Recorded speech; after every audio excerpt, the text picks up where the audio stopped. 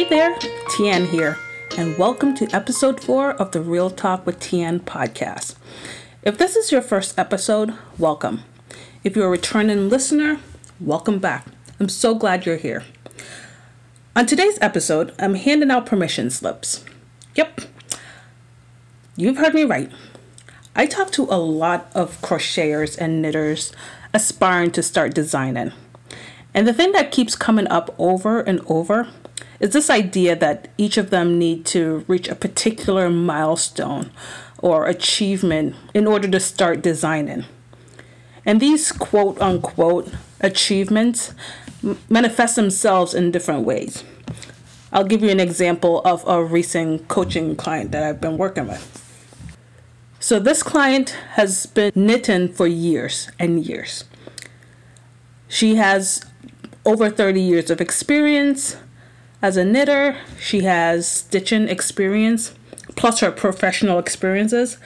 She was still looking at designing as something she wasn't qualified to do.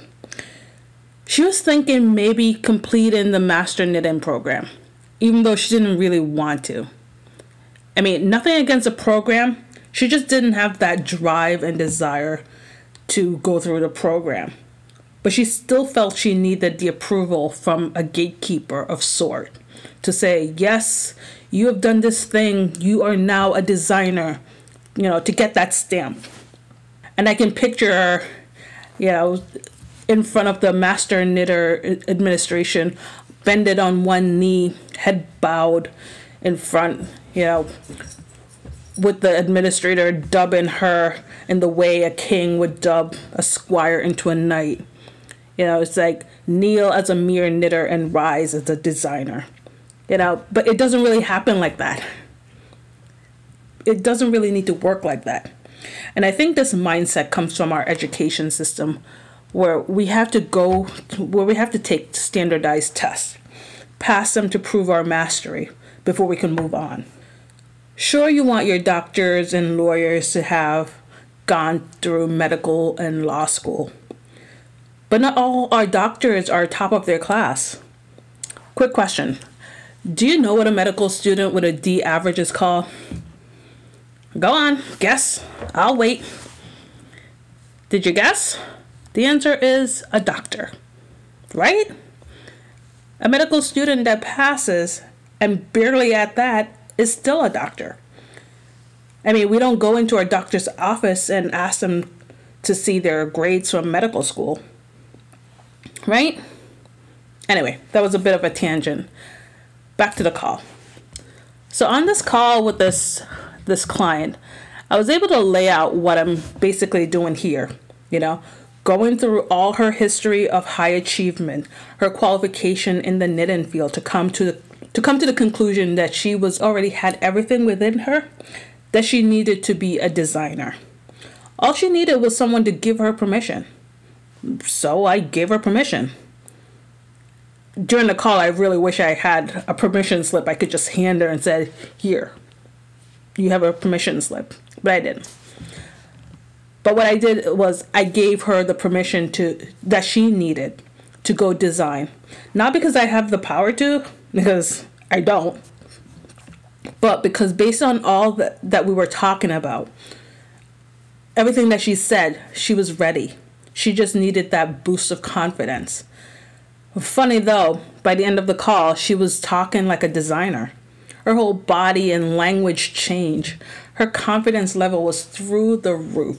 There was such a drastic change in her confidence because she saw what was possible. That tiny boost was all she needed to take that very first step.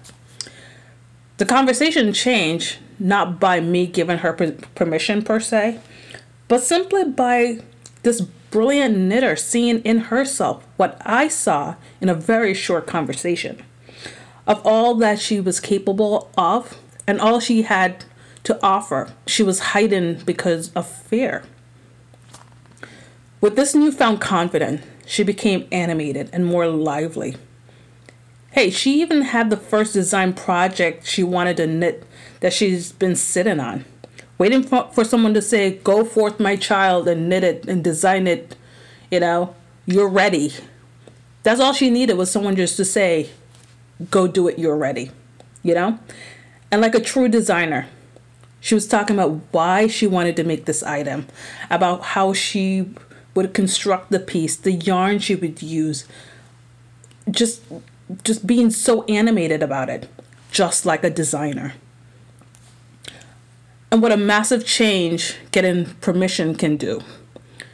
She was so lit up to be doing this thing she's been wanting to do for so long, but just needed permission. She needed to have someone see her values and all she was capable of, and I'm glad I was that for her.